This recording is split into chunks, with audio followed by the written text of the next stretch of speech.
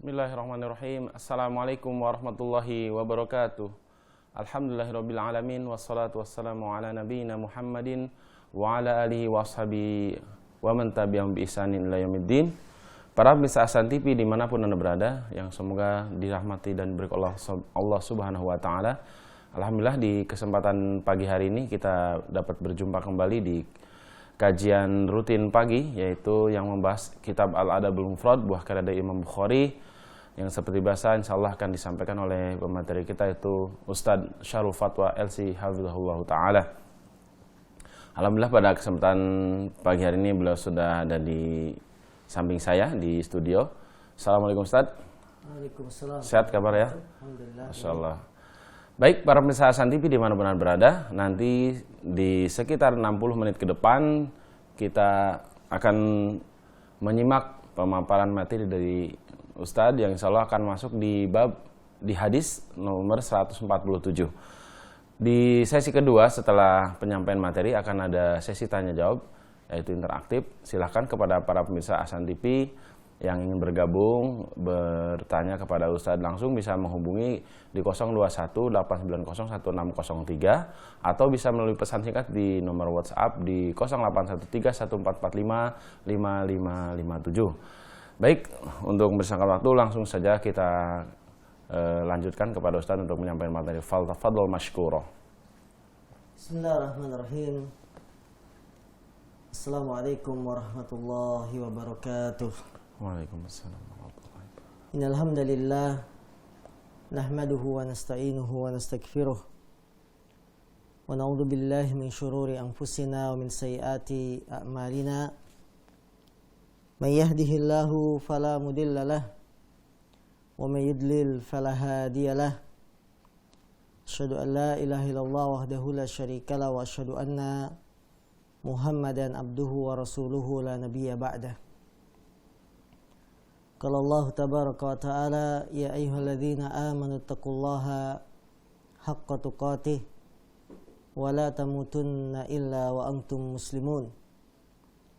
Wa qala aidha, ya ayyuhan nasu taqu rabbakumul ladzi khalaqakum min nafsin wahidah wa khalaqa minha zawjaha wa batha minhuma rijalan katsiran wa nisaa.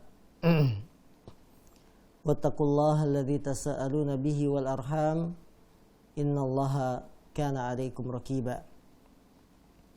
Fa inna asdaqal hadis kitabullah wa khairal hadi Muhammadin sallallahu alaihi wasallam wa syarrul umuri muhdatsatuha fa inna kulla muhdatsatin bid'ah wa kulla bid'atin dhalalah wa kulla dhalalatin finnar.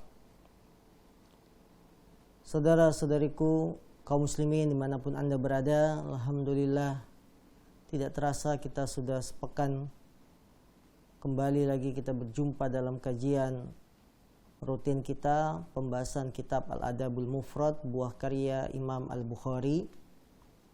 Pembahasan yang menyingkap indahnya syariat Islam berupa adab dan akhlak. Bahkan para ulama di antara Imam Ibnu Qayyim mengatakan bahwa inti dari agama Islam adalah al-akhlak, adab dan akhlak. Karena kalimat ini adalah kalimat yang luas. Adab dan akhlak, sebuah kalimat yang luas. Bisa mencakup hubungan kita dengan Allah, hablum minallah, dan bisa pula mencakup hubungan kita dengan sesama manusia, hablum minannas.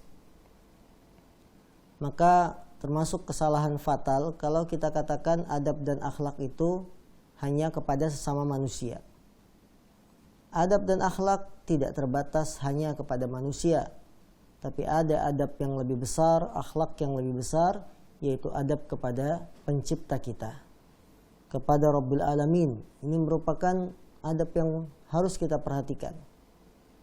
Kalau sama manusia kita dituntut beradab, sopan santun dan seterusnya, maka kepada Allah lebih utama lagi dengan mentauhidkannya, tidak menyekutukannya dan seterusnya.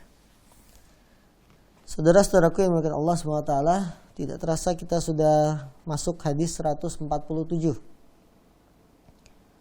Qala al-Imam al-Bukhari rahimahullah Imam Al-Bukhari rahimahullah beliau berkata, Haddatsana Ali bin Abdullah qala haddatsana Hafs bin Giyath qala sami'tu Talqa bin Muawiyah wa huwa jadduh qala sami'tu Aba Zur'ata an Abi Hurairah anna imra'atan atatin nabiyya sallallahu alaihi wasallam bisabiyyin faqalat ud'u Allah lahu faqad dafantu salasah faqala ihtadarti bihidharin syadidin minan nar. Dari sahabat Abu Hurairah dia berkata, ada seorang wanita mendatangi Nabi sallallahu alaihi wasallam dengan membawa seorang anak. Kemudian wanita itu berkata, wahai Rasulullah, doakanlah kepada Allah untuk anak ini. Ya, sungguh aku sebelumnya sudah menguburkan 3 orang anak. Maka Nabi mengatakan, sungguh engkau wahai wanita telah mengambil penghalang yang sangat kuat dari api neraka. Hadis ini menguatkan hadis sebelumnya, yang mana wanita mana saja yang kehilangan putra putrinya, 3 orang anak atau 2 orang anak, dia sungguh telah mengambil penghalang yang kuat dari api neraka, alias dia akan terhalang dari jilatan api neraka dan akan masuk ke dalam surga. Ini bagi orang tua yang ketika meninggal anaknya dia sabar, yaitu maksudnya anak-anak yang sebelum balik. Dia sabar mencari pahala, ridha, ikhlas, dan tidak melakukan tindakan yang melanggar aturan agama, maka orang tua semacam ini dihalangi dari jilatan api neraka. Hadis yang mulia ini menunjukkan pada kita semangatnya wanita para sahabat dalam mempelajari perkara agama. Dia ketika mendapati kesedihan, saya sudah menguburkan 3 orang anak saya, dan dia berdoa semoga anak yang sekarang ada ini bisa umurnya panjang. Dia datang kepada Nabi SAW. Maka ini menunjukkan semangat wanita sahabat di zaman Rasul.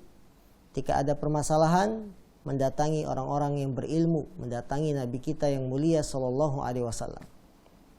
Demikianlah adab seorang murid kepada guru. Murid mendatangi guru. Para ulama kita mengatakan al-ilmu yu'ta wa la ya'ti. Ilmu itu didatangi bukan mendatangi. Terlebih lagi bagi seorang wanita yang ketika di rumahnya tidak ada yang mengajarkan, ya, dia sulit untuk belajar karena suaminya bisa dimaklumi pengetahuan agamanya misalkan kurang, maka dia boleh keluar dalam rangka menuntut ilmu, walaupun pada asalnya wanita itu di rumah. Tapi tidak dilarang untuk keluar rumah bila ada hajat. Di antara hajat wanita keluar rumah, belajar menuntut ilmu agama. Maka wanita muslimah yang dimuliakan Allah, kita harus mencontoh wanita-wanita yang hidup di zaman Rasul dalam hal semangat mereka mencari kebenaran, semangat mereka mencari ilmu. Jangan hanya kita di dunia ini semangat mencari dunia, semangat jualan, semangat bikin ini, bikin itu, tapi dalam menuntut ilmu kita tidak semangat.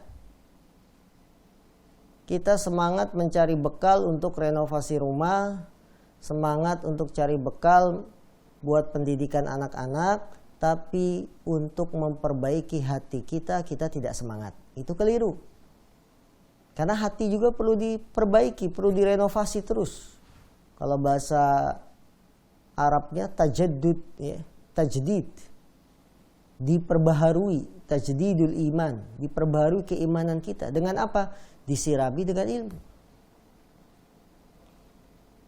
Ya, rata-rata kita ketika semangat mencari dunia mungkin 70%, agamanya 30%. Itu pun waktu-waktu penghabisan, waktu-waktu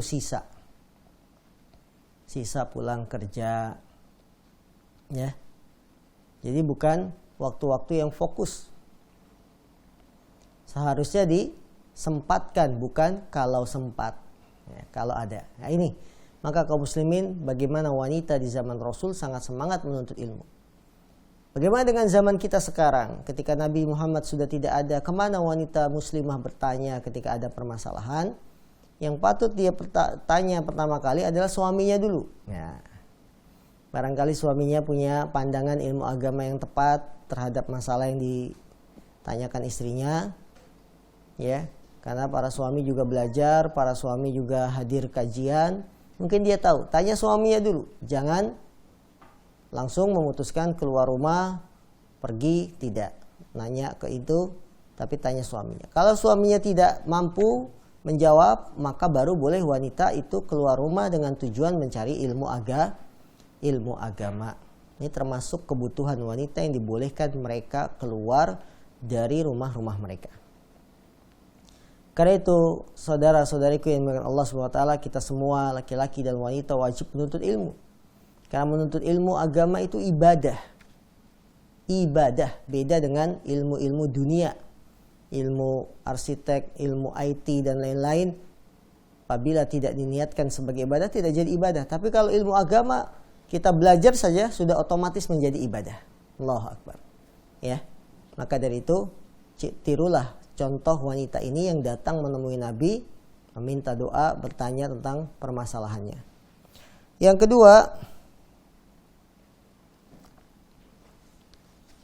pelajaran yang bisa kita petik dari hadis ini,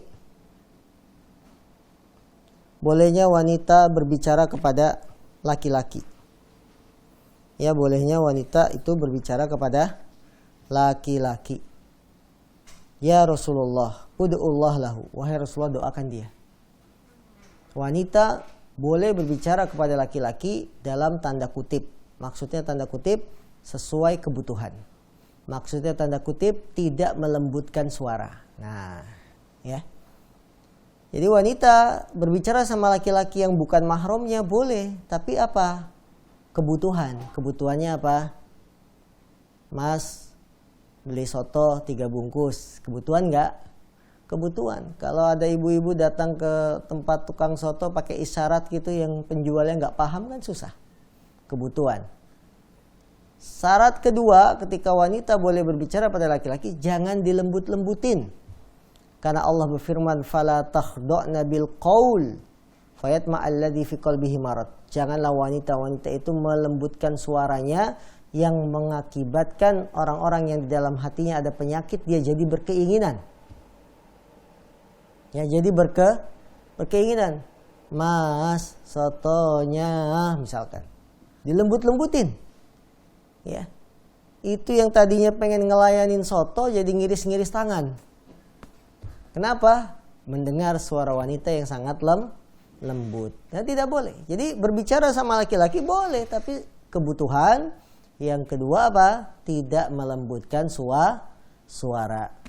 Ya, tidak melembutkan suaranya. Maka wanita muslimah dalam hadis ini dia bertanya pada Nabi, "Wahai Rasul, doakan anak ini." Boleh berbicara, tapi sesuai kebutuhan, kemudian tidak melembutkan suaranya, kemudian menjaga fitnah, pandangan, dan seterusnya. Hadis 148. Qala al-Imam al-Bukhari rahimahullah. Imam Bukhari rahimahullah beliau mengatakan, Haddatsana Aliun qala haddatsana Sufyan qala haddatsana Suhail bin Abi Salih an abihi an Abi Hurairah qala ja'at imra'atun ila Rasulillah faqalat ya Rasulullah inna la naqdiru 'alaika fi majlisika fawaidna yawman na'tika fihi faqala mau'idukunna baitu fulan faja'a hunna lidzalika al-wa'd wa kana fi ma haddathahun ma minkunna imra'atun yamutu laha thalathatun minal walad fatahtasibuhum illa dakhalatil jannah faqalat imra'atun awithnan qala awithnani. Dari Abu Hurairah dia berkata, ada seorang wanita datang menemui Rasulullah sambil berkata, "Wahai Rasulullah, kami tidak mampu datang ke majelis taklim kamu. Wahai Rasulullah, kami tidak mampu datang ke majelis ilmu yang kamu sampaikan. Maka buatlah janji untuk kami 1 hari saja yang kami bisa datang kepadamu." Jadi khusus untuk wanita. Wahai Rasul, buatlah janji untuk kami sehingga kami kaum wanita bisa datang menemui kamu 1 hari saja. Maka kemudian Nabi mengatakan, mau'idukunna baitu fulan. Baik, kalau begitu kumpullah di rumah si A. Ya, kalian semua datang di rumah si A, nanti saya akan datang. Kemudian Nabi mendatangi rumah yang telah dijanjikan sesuai waktu yang ditentukan, sesuai dengan janji yang beliau buat.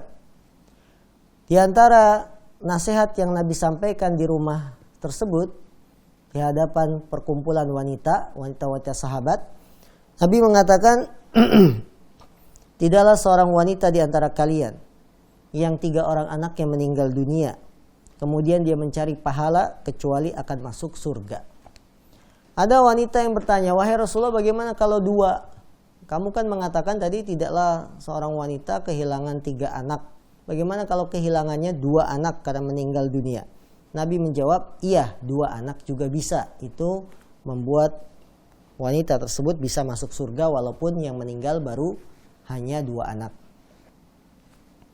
Pelajaran hadis dari hadis ke-148 ini, hadis ini diriwayatkan oleh Imam Muslim. Semangat para sahabat untuk belajar perkara agama. Terulang lagi, bagaimana sampai minta janji kepada Rasul, wahai Rasulullah, buatkanlah untuk kami 1 hari saja yang kami bisa mendengarkan nasihat kamu.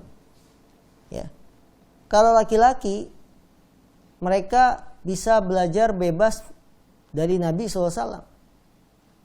Sambil kumpul-kumpul santai, apa? Disampaikan. Nabi menyampaikan nasihat. Kemudian habis sholat, Nabi bisa memberikan nasihat. Ya. Berbeda dengan kaum wanita yang mereka jarang bertemu Rasul, makanya mereka semangat untuk meminta 1 hari agar Nabi memberikan nasihat. Mereka mengeluh kepada Rasul, kami nggak bisa mendatangi kamu wahai Rasul. Ya. Maka berikan 1 hari saja agar kami bisa mendengarkan nasihatmu. Karena itu kaum muslimin yang dimuliakan Allah Subhanahu wa taala, tirulah semangat wanita para sahabat yang mereka itu mencontoh ingin punya kebaikan sebagaimana kebaikan kaum laki-laki. Karena wanita itu jangan sampai kalah dengan laki-laki. Jadi wanita ini ceritanya minta pada Nabi dibuatkan janji untuk bisa datang kumpul karena mereka cemburu dengan kaum laki-laki. Kaum laki-laki itu bebas mendengarkan nasihat, banyak mendapatkan ilmu dari Rasul, wanita cemburu. Begitulah kaum wanita yang dimuliakan Allah SWT. Kecemburuan kita itu bukan hanya sekedar kecemburuan cinta. Ya. Kadang-kadang istri cemburunya hanya cemburu masalah cinta kepada suami. Cemburu dalam masalah ilmu harusnya ada. Cemburu dalam masalah cinta maksudnya gimana? Lihat suaminya melayani ibu-ibu yang membeli, cemburu. Ya. Tapi tidak cemburu ketika suami memiliki ilmu yang lebih banyak misalkan. Kaum laki-laki lebih banyak dapat ilmu.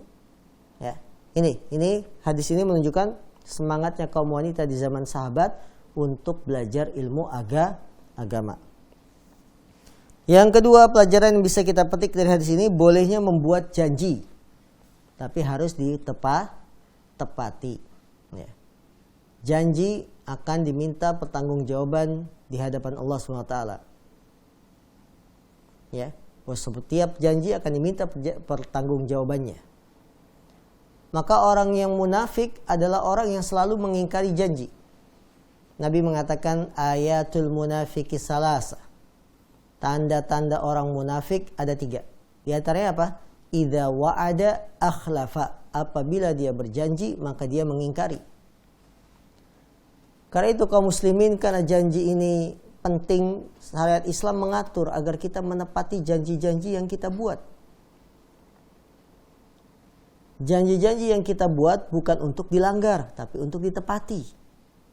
Janji kepada anak, ingin ngajak jalan kemana, tepati.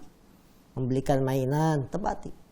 Janji kepada istri, ya, aku ingin berangkat umroh bersamamu.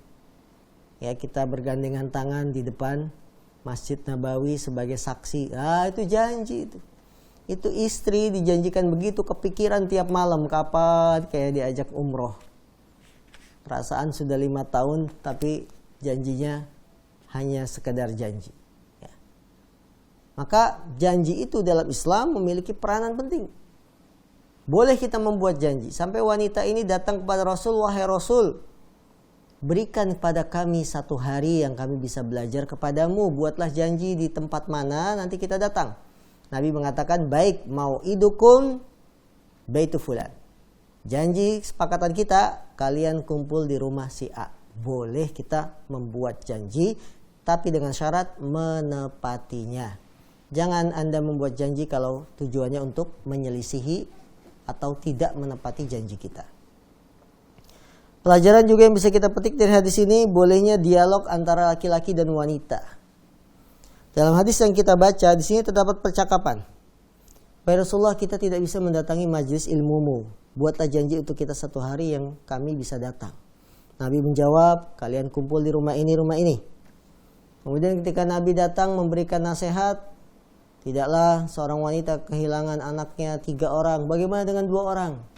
Ini semua menunjukkan bolehnya laki-laki wanita bercakap-cakap, berdialog, apabila ada tujuan, ada hajat, bukan untuk bermesra-mesraan. Ya. Terkadang kita meremehkan hal ini. Kita berbicara dengan wanita seperti berbicara kepada istri kita. Berdialognya dengan dialog yang berkepanjangan, tidak ada kebutuhan dan seterusnya. Bahkan sampai melembutkan suara, sampai tukar nomor telepon. Nah, ini berbahaya, fitnah.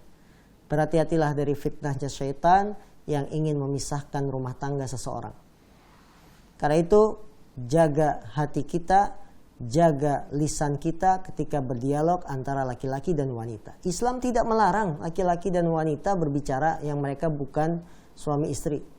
Mereka bukan mahram, tidak dilarang. Tapi apa tujuannya? Hajatnya apa berbicara? Silakan kalau ada hajatnya. Ya, termasuk hajat dialog ilmiah. Murid tidak paham penjelasan guru, boleh tanya. Wahai Rasulullah, tadi engkau katakan tidaklah seorang wanita kehilangan 3 orang anak meninggal dunia kecuali masuk surga. Bagaimana kalau wanita itu kehilangan 2 orang anak? Ini kan dialog, dia gak paham. Ada yang mengganjal, kok 3? Saya cuma 2, berarti saya tidak bisa masuk surga. Akhirnya nanya, Nabi bilang 2 juga masuk. Ya, bahkan dalam sebagian riwayat, kalau ada yang nanya bagaimana dengan 1, niscaya Nabi akan menjawab 1 juga bisa masuk surga. Walaupun kehilangannya cuma 1 orang anak yang meninggal dunia. Pelajaran juga yang bisa kita petik dari hadis ini, penjelasan bahwasanya anak-anak kaum muslimin itu di surga. Lihat anak-anak kaum muslimin, yaitu yang belum baligh. Meninggalnya sebelum baligh, maka dia akan masuk surga. Karena anak yang meninggal sebelum baligh, kebaikannya dicatat, tapi dosa keburukannya tidak dicatat. Ya namanya anak-anak ya, kalau belum balik kan kadang-kadang tindakannya tidak kontrol. Mecahin gelas, berantem sama teman. Ya usia-usia SD kelas 1, kelas 2, kelas 3. Kelas 4, kelas 5 ya kalau laki-laki. Kalau wanita kadang-kadang kelas 6 sudah pada haid.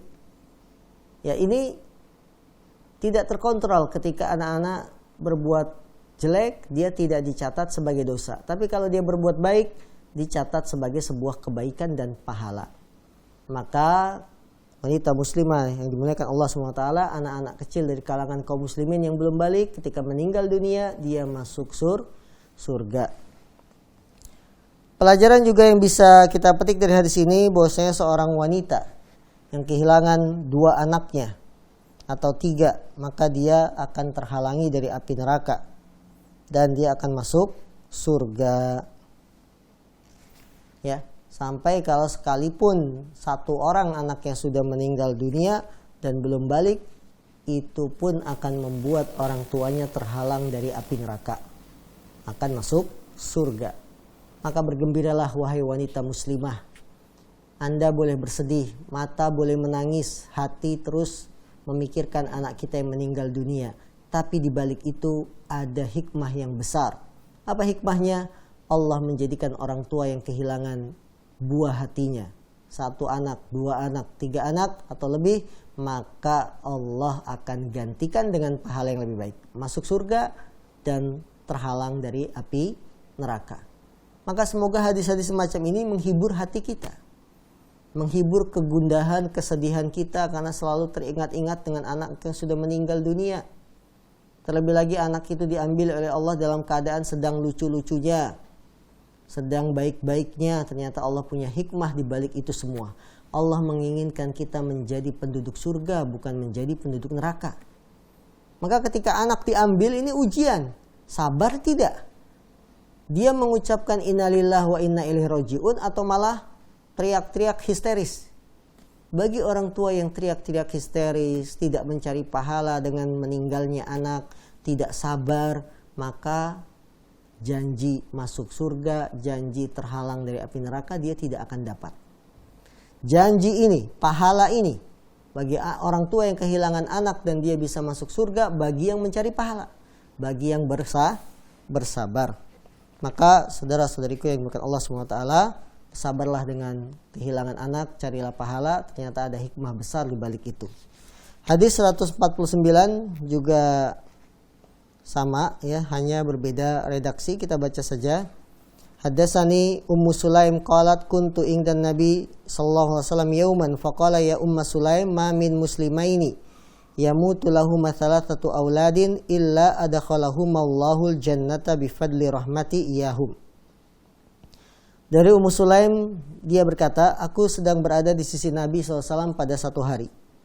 Kemudian Rasulullah berkata, wahai Ummu Sulaim, tidaklah 2 orang muslim yang kehilangan 3 orang anaknya, kecuali Allah akan masukkan 2 orang muslim tersebut ke dalam surga dengan keutamaan rahmat Allah kepada mereka.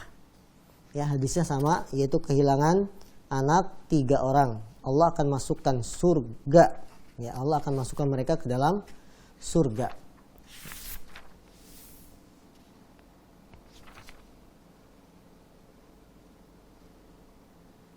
Ummu Sulaim itu adalah ibunya Anas bin Malik ya, Ummu Sulaim. Ibunya Anas bin Malik. Yang beliau berkata kepada siapa Rasulullah, wahai Rasul, ini anak saya, biarkan ikut bersamamu, jadi pelayan. Ya. Maka hadis yang mulia ini memberikan kabar gembira bagi kepada kedua orang tua bisa masuk surga dengan keutamaan rahmat dari Allah apabila dia mau bersabar terhadap musibah yang dialami, yaitu dengan meninggalnya anak. Baik kaum muslimin, sebelum kita sambung hadis berikutnya yang lumayan panjang, maka kami beri kesempatan terlebih dahulu bagi para pemirsa yang ingin berinteraktif, silakan. Ya, baik pemirsa Ahsan TV dimanapun Anda berada, alhamdulillah kita sudah menyimak penyampaian materi yang disampaikan oleh Ustadz. Kita buka untuk sesi interaktif, yaitu tanya jawab. Silakan Anda bisa menghubungi di 021-890-1603 atau di 0813-1445-5557 untuk pertanyaan WhatsApp atau pesan singkat. Tapi sebelum kita masuk ke sesi tanya jawab, kita simak jeda terlebih dahulu.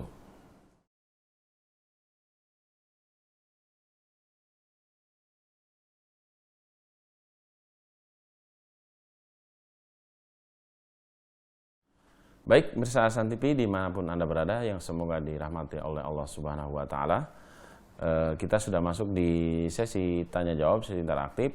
Silakan bagi para pemirsa yang ingin berinteraksi dengan Ustadz, langsung bisa menghubungi nomor telepon 021-890-1603 ataupun bisa melalui pesan singkat di 0813-1445-5557. Baik Ustadz, sambil menunggu pertanyaan langsung melalui telepon, kita bacakan terlebih dahulu pertanyaan dari para pemirsa Ahsan TV. Ada satu pertanyaan sudah masuk dari Ibu Zainab di Madura. Assalamualaikum Ustadz, afwan di luar tema, bagaimana cara menasihati saudara yang rajin sholat malam, duha, dan sunnah lainnya, namun dia masih suka membuka aurat dengan alasan yang penting tidak berdandan dan tidak pamer karena sudah menjadi kebiasaan. bagaimana dan mohon nasihatnya Ustaz. Jazakallahu khair.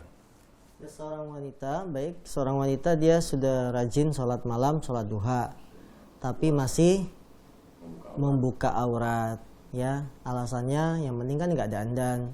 Apalagi ini sudah jadi kebiasaan umumnya wanita, yaitu buka aurat. Kami katakan bahwa Anda sholat malam, sholat tahajud, puasa sunnah adalah kebaikan. Pahalanya telah tetap di sisi Allah Subhanahu wa ta'ala.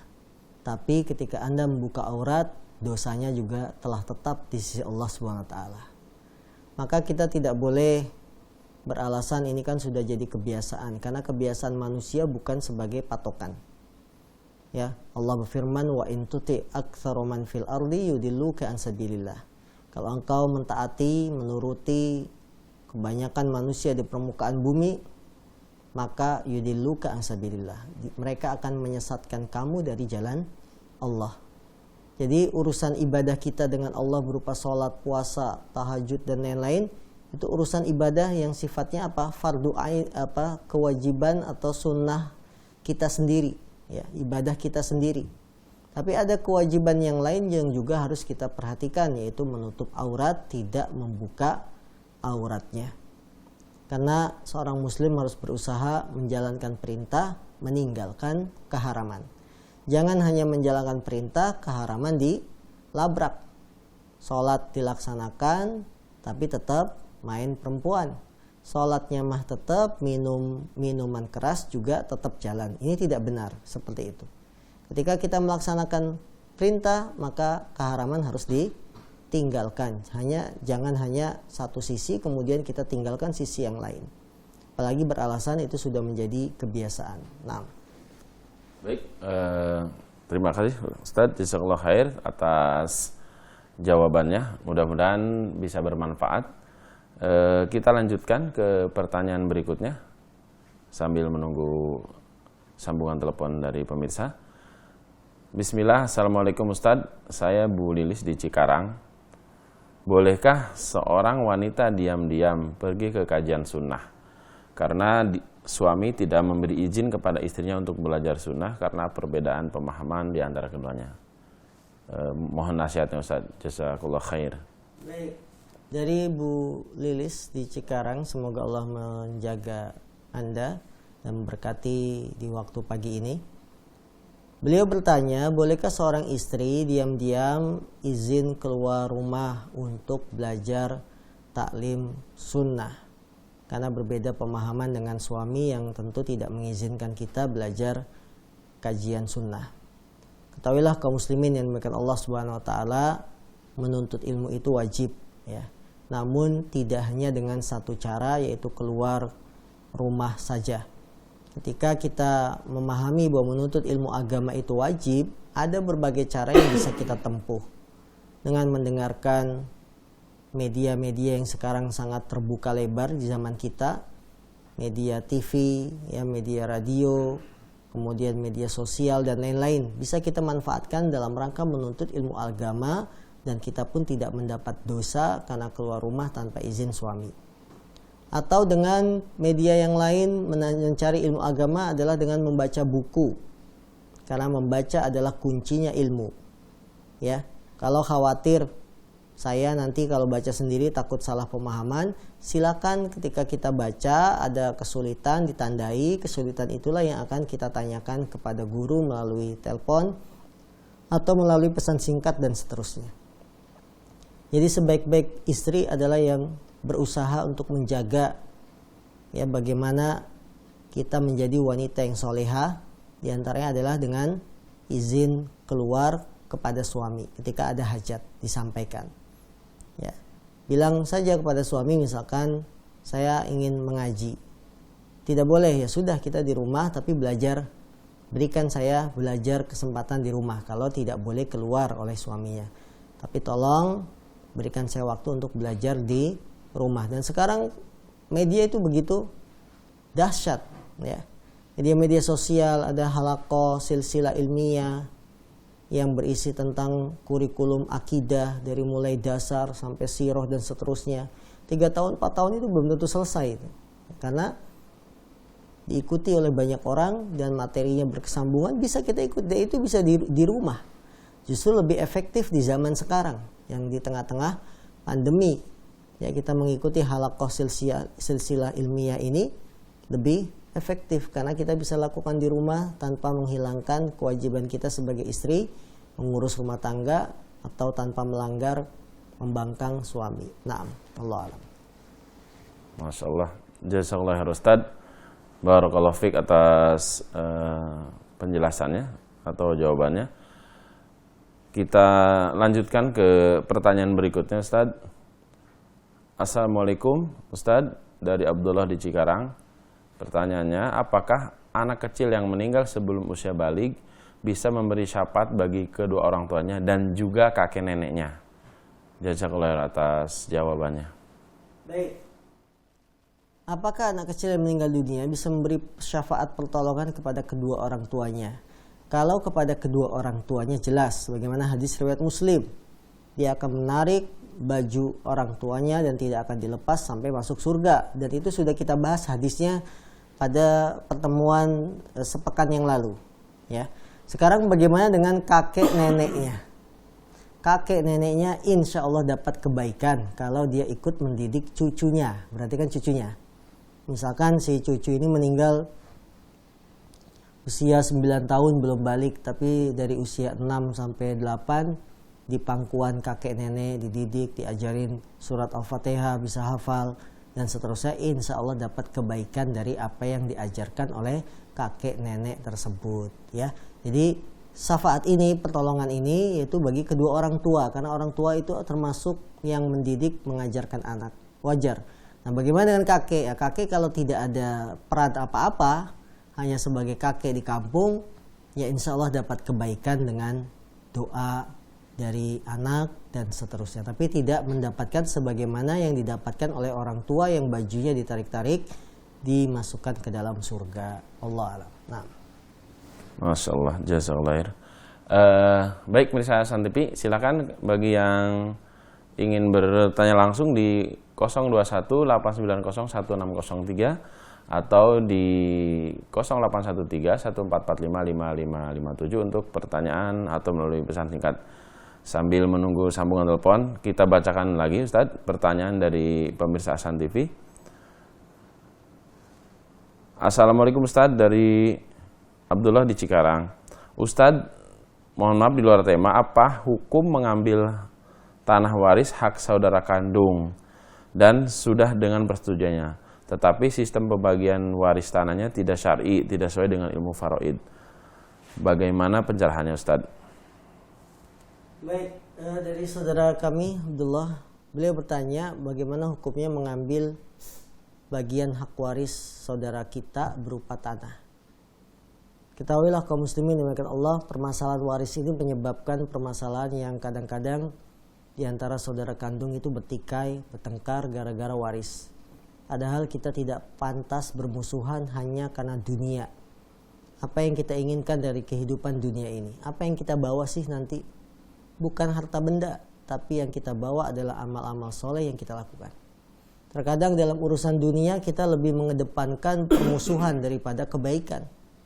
Padahal permusuhan itu nggak ada habisnya dan tidak ada manfaatnya. Lebih banyak madorotnya. Maka orang yang paham tentang hakikat kehidupan, dia tidak akan membuat pertikaian, tidak akan membuat permasalahan hanya karena urusan dunia. Karena itu akan ditinggalkan. Nah, akan kita bawa adalah amal soleh. Nah, ketika kita mengambil bagian hak waris saudara kita, ini tidak dibolehkan dalam syariat, kecuali ya kita mengambil dengan dibayar, dibeli. Kecuali yang punya warisan memberikan pada kita. Itu tanah bagian waris saya. Tapi ini saya hadiahkan ke kamu. Ya. Itu dibolehkan kalau dia memang bagiannya dihadiahkan. Walaupun tidak rata. Karena yang namanya hadiah pada saudara kandung, dia tidak mesti dibagi rata.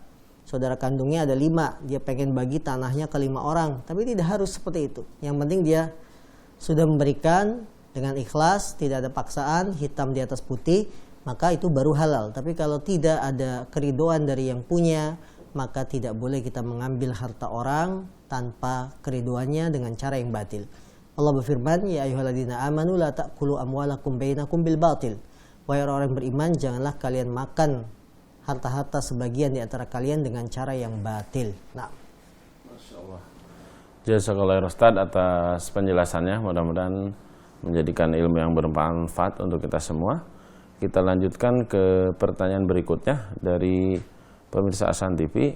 Assalamualaikum warahmatullahi wabarakatuh. Barakallahu fiik Ustaz, dari Aisyah di Sukabumi. Ustaz, mohon izin bertanya, apakah zina lisan termasuk dosa besar? Syukran jazakallahu khair. baik.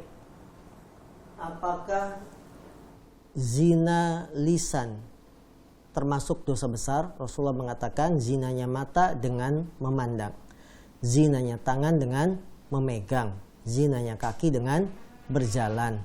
Zinanya lisan maksudnya apa? Berkata-kata kotor gitu ya. Apakah termasuk dosa besar? Perhatikan patokan dosa besar.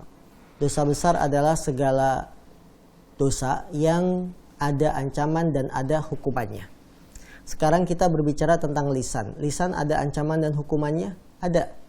Bagi yang berbuat syirik, ya, berkata-kata dengan sumpah tapi sumpahnya kepada selain Allah. Man ahlafa li ghairillah faqad kafara. Barang siapa yang bersumpah kepada selain Allah, sungguh dia telah kafir.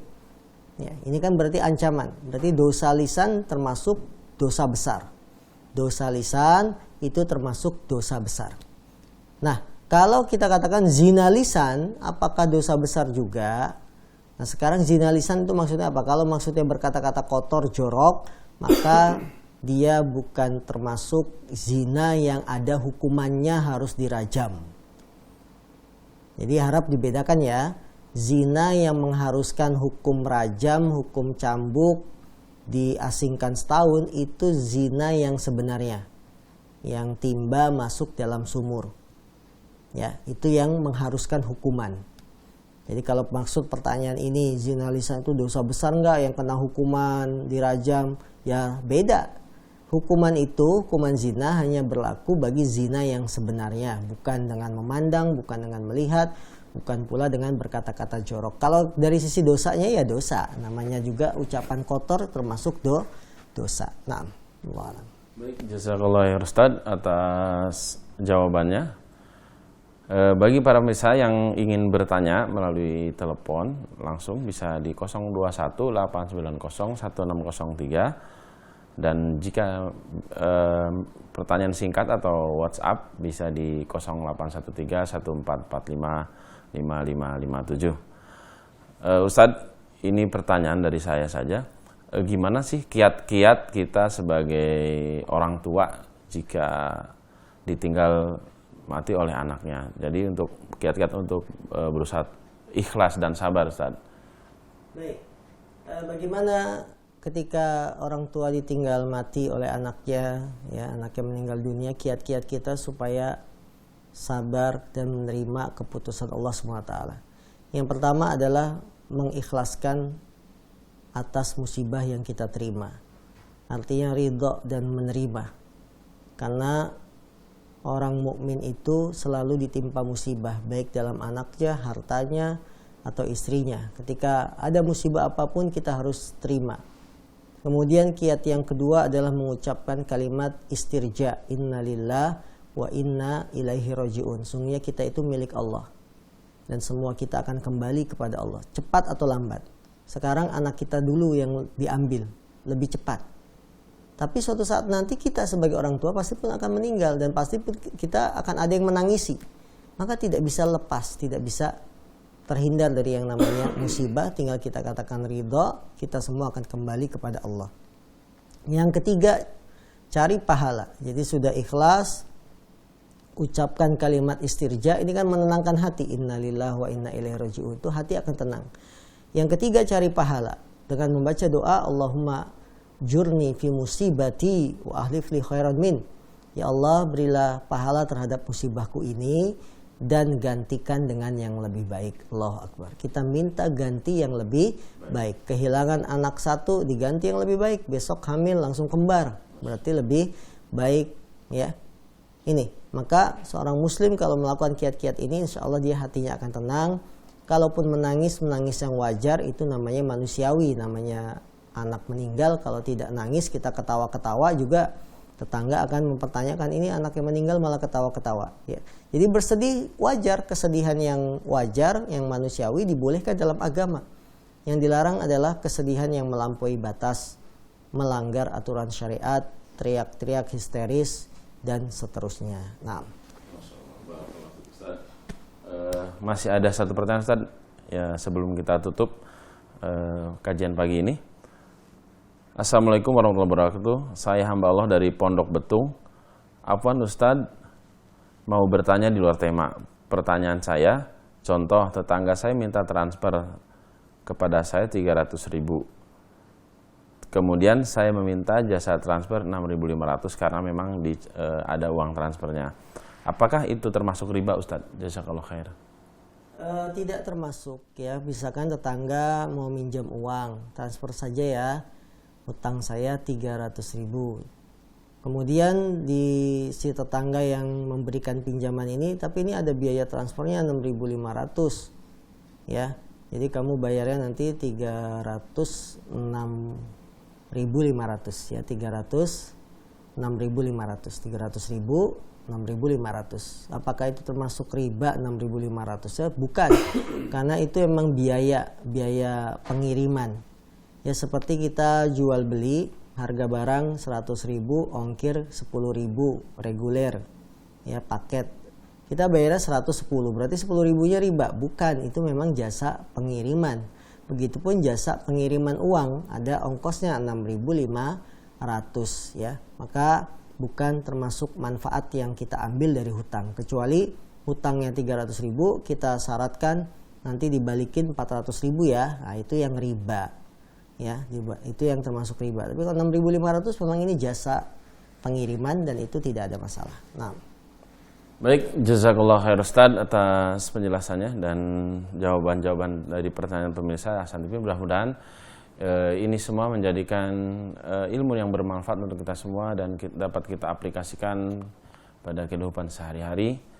Tak lupa kami mengingatkan untuk Anda senantiasa menyimak kajian-kajian yang di Hasan TV. Besok ada kajian live ya Tad, jam 5.30 seperti biasa di Hasan TV Studio, yaitu tentang kitab 40 hadis wanita ya Tad ya. Insyaallah silakan besok disimak dan simak-simak terus kajian yang lainnya. Dan tak lupa silakan dukung kami, donasi untuk dakwah sunnah ini. Mudah-mudahan Allah senantiasa memberikan kita keberkahan. Kami menyampaikan permohonan maaf jika dalam penyampaian materi ataupun dari kru kami banyak kesalahannya. Sebelum kita tutup dengan kafaratul majlis. Subhanakallahumma bihamdika asyhadu an la ilaha illa anta astaghfiruka wa atubu ilaik. Assalamualaikum warahmatullahi wabarakatuh.